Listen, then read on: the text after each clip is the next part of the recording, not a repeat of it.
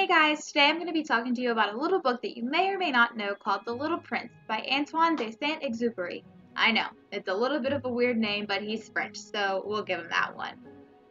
It's a story about a little prince, go figure, who meets a pilot in the middle of a desert, and the little prince ends up telling the pilot how he has crash landed on Earth, which the pilot has also crash landed in the middle of a desert.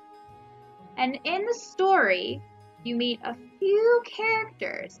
They are the little prince, the pilot, a fox, a rose, and a snake. Those are the 5 main characters that you're going to meet in the story. Now, the little prince also has a story that he tells the pilot about his home. And in that story, you meet a lot of other characters. A lot. One of the reasons that I picked this book to talk about is because it's one of my mom's all-time favorite books. While I never got to read this book as a child, I had to wait until I was older, in like 4th and 5th grade, to read it. My mom picked it for her 4th grade homeroom class the year that Hurricane Katrina hit. She figured it would help them bond as a class, and she was right, as most mothers are. So without further ado, I'm going to read one of my favorite passages from the entire book. Now, I stared at this sudden apparition with my eyes fairly starting out of my head in astonishment. Remember, I had crashed in the desert 1,000 miles from any inhabited region, and yet my little man seemed neither to be straying uncertainly among the sands, nor to be fainting from fatigue, or hunger, or thirst, or fear. Nothing about him gave any suggestion of a child lost in the middle of the desert 1,000 miles from any human habitation. When at last I was able to speak, I said to him, "But what are you doing here?" And in answer he repeated very slowly, as if he were speaking a matter of great consequence, "If you please, draw me a sheep." When a mystery is too overpowering, one dare not disobey.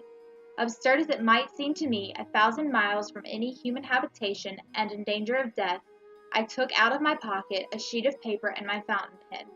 But then I remembered how my studies had been concentrated on geography, history, arithmetic, and grammar, and I told the little chap, a little crossly too, that I did not know how to draw.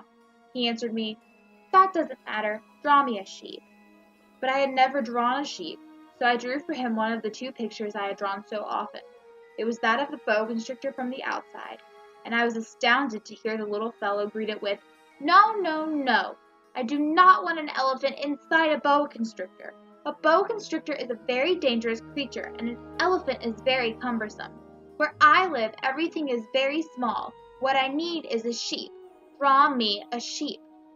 So then I made a drawing. So I hope you guys enjoyed that part. I know, there's a lot of big words in the book, but I believe in you guys.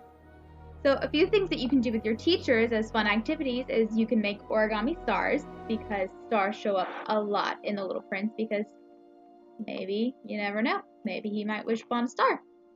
Maybe he's not from this world. Ooh. Sometimes you can have a play or skit and be the characters. You can do a research report on the author or maybe a character and write like you're the character. But I think the most fun thing would be the stars. See if you can talk your teacher into doing that. So I just wanted to thank you guys for watching this, and hopefully if you like this video, you might want to check out The Little Prince. And also there is the movie The Little Prince on Netflix, but it's not really like the book. It's just titled The Little Prince, and it has little snippets from the book. So after you read the book, maybe you can go watch the movie. But promise me you'll read the book first. Bye guys.